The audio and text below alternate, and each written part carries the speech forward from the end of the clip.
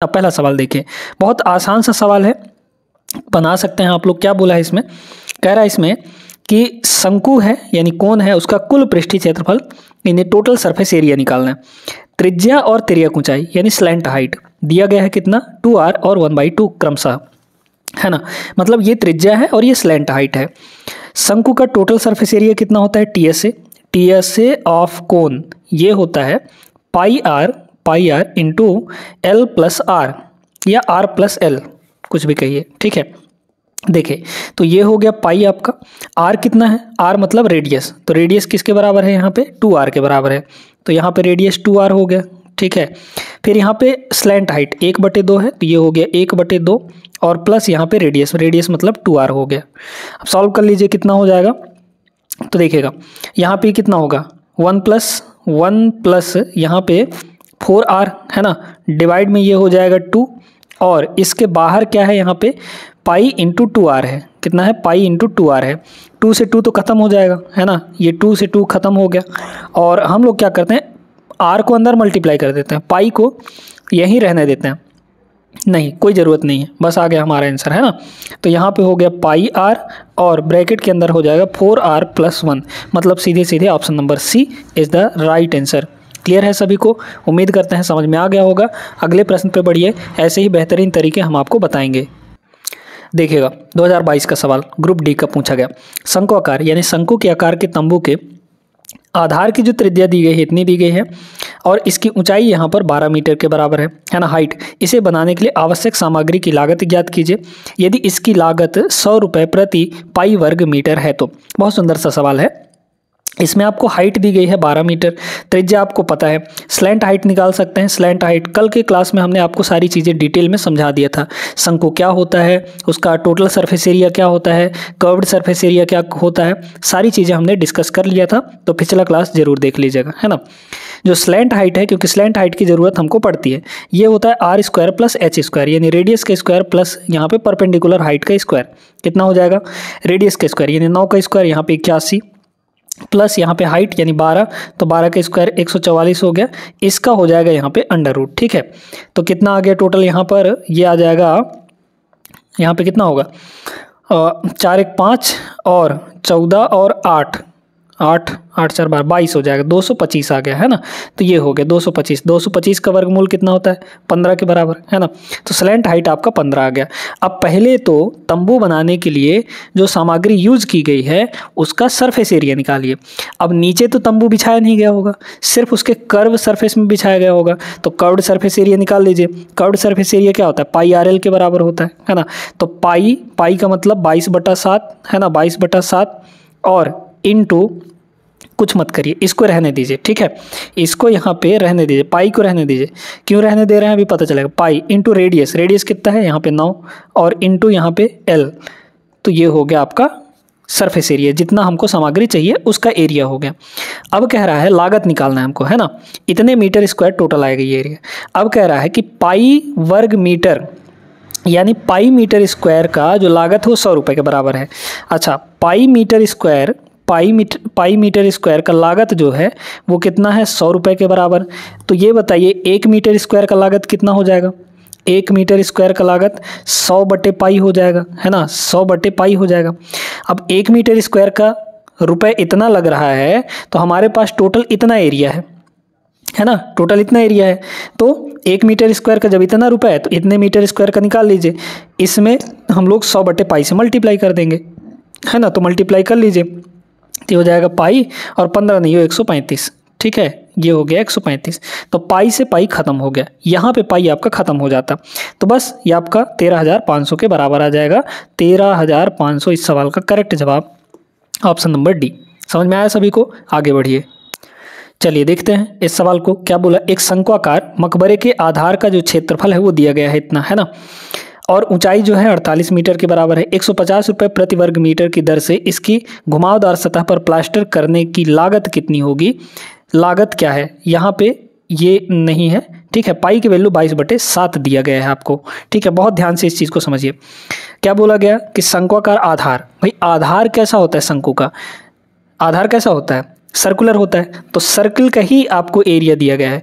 Circle का area मतलब पाई are square की वैल्यू है ना, तो पाई इंटू आर स्क्वायर, पाई का मतलब 22/7 रख दीजिए वैल्यू, कोई दिक्कत नहीं है, 22/7 इंटू आर स्क्वायर, ये पाई आर स्क्वायर हो गया और इसकी वैल्यू 616 के बराबर दिया गया है ना।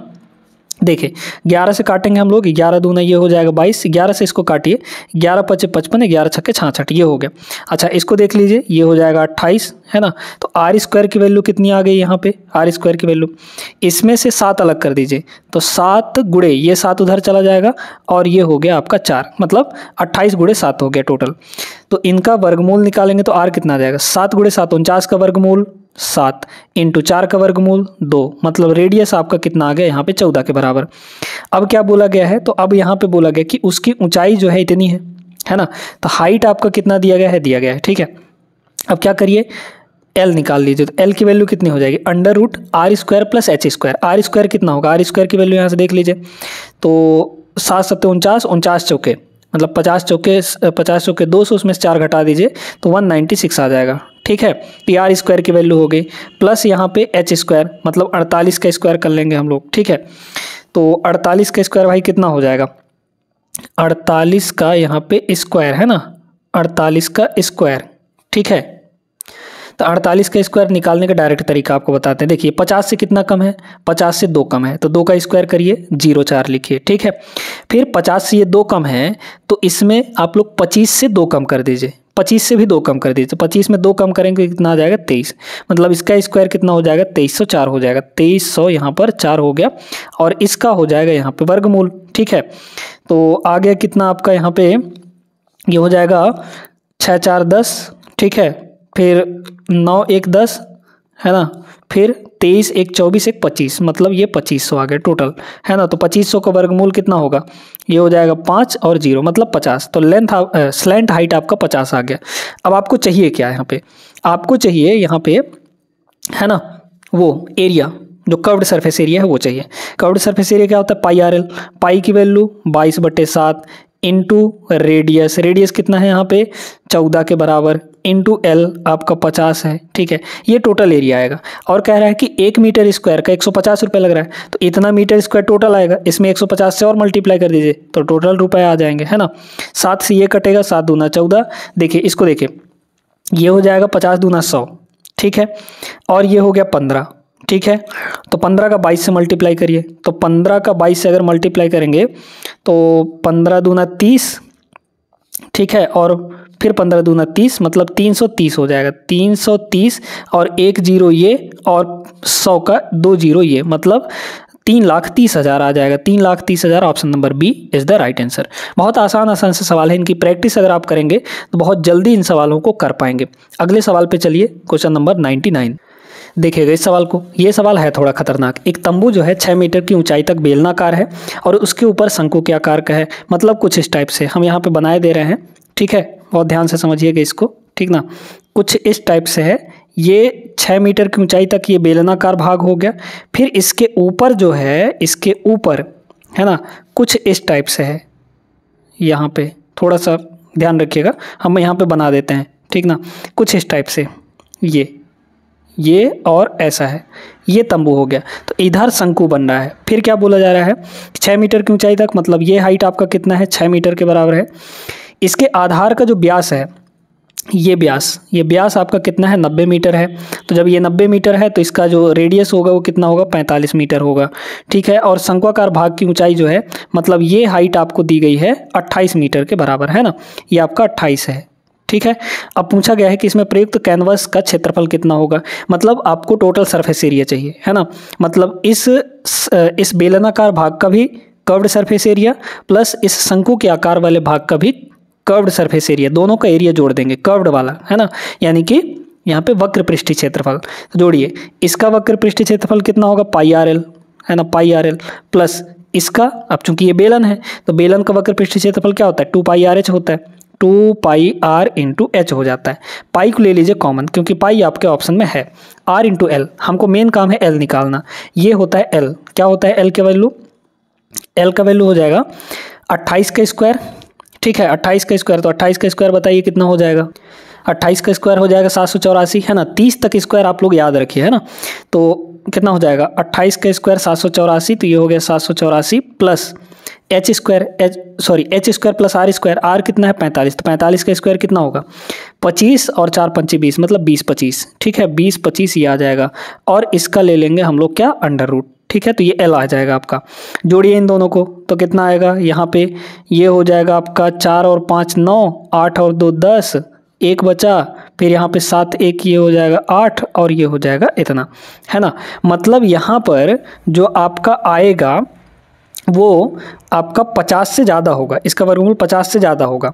ये तो याद, ये देखिए इस 0,9 को देखिए, ये 0,9 किसका वर्ग होता है 3 का, तो या तो आपका आंसर जो है 50 + 3 होगा या 50 - 3 होगा।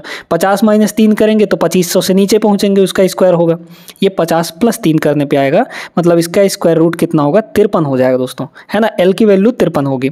रखिए आर कितना है आपका यहाँ पे, रेडियस 45 है, तो ये हो गया 45 और गुणे यहाँ पे 53, ये हो गया 53 प्लस यहाँ देखिए पाई तो ले लिए हैं कॉमन, इनटू रेडियस, तो रेडियस तो वही रहेगा, दोनों के लिए रेडियस यहाँ पे समान है, तो मतलब 45 इनटू यहाँ पे हाइट, इसकी हाइट कितनी है 6 के बराबर है, ठीक है। अब पाई तो हमने कॉमन ले लिया है ना, पाई हमने यहाँ पे कॉमन ले लिया है। अब यहाँ पे ये हो जाएगा 5 × 15 मतलब 5 यहाँ पे बनेगा और 5 तो नहीं बन पाएगा, है ना, इसको हमको करना ही पड़ेगा। तो एक काम करते हैं, यहाँ पे हम लोग डिजिटल सम का थोड़ा सा कॉन्सेप्ट लगाते हैं, ठीक है। डिजिटल सम का कॉन्सेप्ट देखिए, अगर डिजिटल सम सबका अलग अलग होगा तो हमारा काम बन जाएगा। यहाँ पे देखिए कितना हो गया, 9 है तो ख़त्म हो जाएगा, है ना, 9 रहता है तो ख़त्म कर देते हैं। 2 2 4, 4 और 5 9, 9 का मतलब 0 हो गया, ठीक है।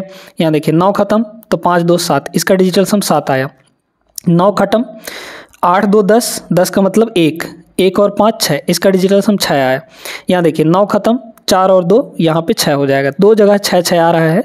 फिर भी हम लोग यहाँ पे एक ऑप्शन को ऐसे एलिमिनेट कर सकते हैं, क्योंकि जब हम इसको पूरा जोड़ेंगे तो इकाई के अंक में 0 नहीं आएगा, क्योंकि देखें ना 5 × 15 है ना, और यहाँ पे 5 दूना 10 मतलब यहाँ 0 बनेगा और यहाँ इकाई के अंक में 5 बनेगा, तो 5 और 0 5, है ना, 5 ही होगा। तो इकाई अंक यहाँ 5 बनने वाला है, इकाई अंक 0 नहीं बनेगा, तो ये ऑप्शन नहीं होगा, ठीक है।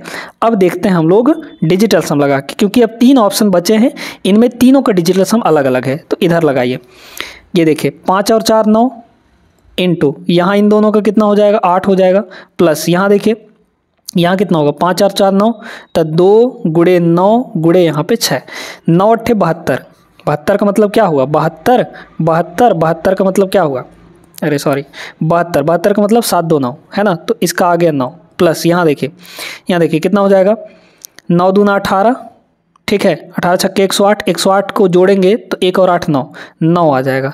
तो 9 + 9 मतलब यहाँ पे 18, 18 का मतलब फिर से 9, 9 का मतलब 0, है ना, तो 0 0 ऑप्शन नंबर 1 करेक्ट आंसर। समझ में आया ना कैसे करना होता है। तो उम्मीद करते हैं दोस्तों कि समझ में आ गया होगा अच्छे तरीके से। Option A is the right answer. आप इसको मल्टीप्लाई करेंगे, फिर यहाँ पे जोड़ेंगे घटाएंगे, तब भी यही चीज़ आने वाला है। समझ में आई बात कि नहीं? तो ऑप्शन ए इसका करेक्ट जवाब होगा। ये सारे तौर तरीके आपको सीखने पड़ेंगे, साम दाम दंड भेद सब कुछ लगाना पड़ेगा, तब जाके आपका सिलेक्शन हो पाएगा।